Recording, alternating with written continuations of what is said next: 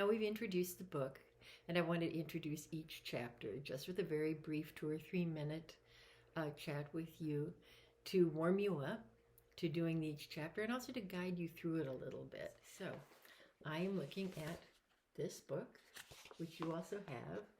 And this first page, I put stages of personal reactions.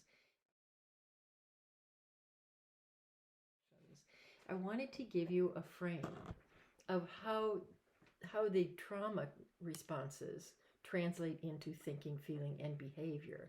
And then on the pages after this, you have little areas to write in what your own thinking, feeling, and behavior is. So here we go. Shock, helplessness, overwhelm, grief, sense of loss and disconnection, uncertainty, fear of the future, feeling anxious and scared. At this stage, a lot of us have adjusted. The things that keep us really safe are very clear now. The CDC has figured it out, and we have figured it out state by state. Wearing a mask, social distancing, and hand washing. So shock the growth inhibiting responses to shock might be denial or unsafe behaviors. So a growth producing response would be fact-finding, assessing. And then in the following pages, you can write in how that manifests for you. And just doing that will give you a sense of making it personal and making it active. And sharing it with other people, you'll get a sense of where you identify, where you're similar, where you're different. And that all of that helps us just feel normalized. It helps us feel less out there on a limb. So with the pre-trauma symptom floor check,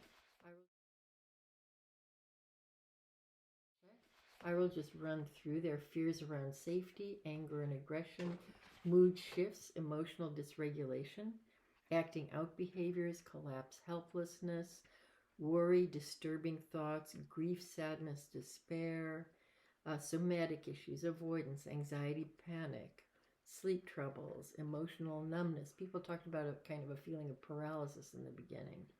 Hypervigilance, that's a big one, just waiting for the other shoe to drop.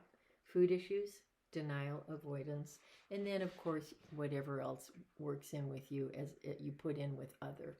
We always have other because you might have your own version of what happens.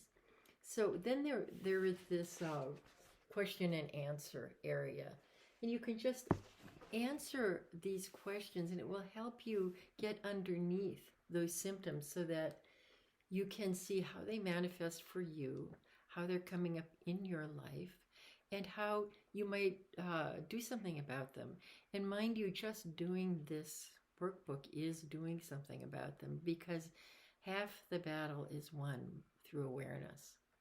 If you can get those symptoms out from in here, choked up inside of you, up here, translate them into words so you can think about them and reflect about them, even share them with trusted people, you'll be able to, what we call in my field, hold the feeling.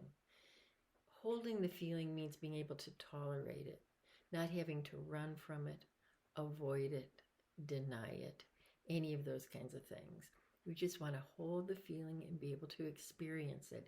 And then the answers are sort of embedded in the feeling. So that's chapter 1.